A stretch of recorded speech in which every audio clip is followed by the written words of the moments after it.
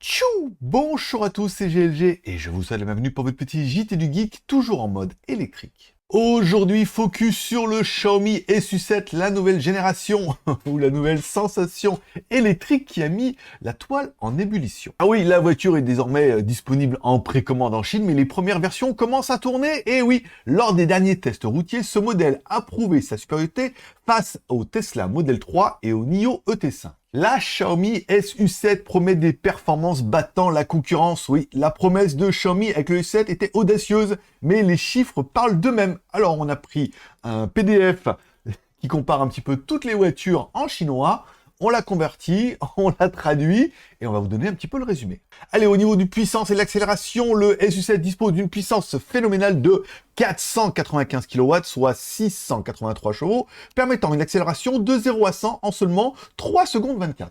Au niveau de l'autonomie, on peut dire que c'est plutôt fiable. L'autonomie réelle du SU7 atteint quand même 643 km, prouvant la fiabilité et l'explication d'autonomie. CLTC qui annonçait, elle, 800 km. On sait que les normes chinoises sont un peu plus souples. Enfin, déjà, 643 km, c'est pas mal.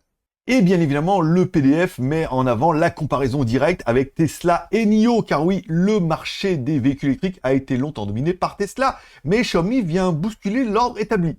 La Tesla Model 3 a réalisé 568 km en test, atteignant 79,7% de son autonomie CLTC officielle de 713 km. La NIO ET5, le modèle de 2022 avec sa batterie de 100 kWh, a obtenu 455 km, soit 72,6% de son autonomie officielle de 640 km aux normes CLTC. Le Xpeng P7 dans sa version 2023 P7i a atteint 489 km en test, représentant 80% de son autonomie CLTC de 610 km. Au niveau du prix, on peut dire que c'est plutôt compétitif. Xiaomi a pris une longueur d'avance avec un positionnement de prix agressif. Le SU7 est affiché à partir de 215 900 yuan, soit environ 29 900 €. Cela le place bien en dessous du modèle du Tesla Model 3 qui commence à 245 900 yuan en Chine, soit 34 050 €. On a également eu des tests de vitesse impressionnants, même si moi je pense que de plus en plus la vitesse n'est pas vraiment un argument, puisqu'on est tous limités à 130 sur autoroute, et qu'au-delà, on peut ne plus avoir de permis. Voilà. Lors des épreuves de vitesse, le S7 a clairement devancé ses rivaux. Course de dragster, le S7 remporte le 400 mètres avec un temps de 11,17 secondes. Voilà. Ça pourra rassurer certains. Et concernant la vitesse de pointe, il a atteint une vitesse de queue de 201,119 km/h. Bon, 200 km/h, je veux dire, oui, c'est assez pour perdre ton permis, on est d'accord. Alors, Xiaomi peut-il redéfinir le marché des véhicules électriques avec des performances haut de gamme à un prix aussi compétitif?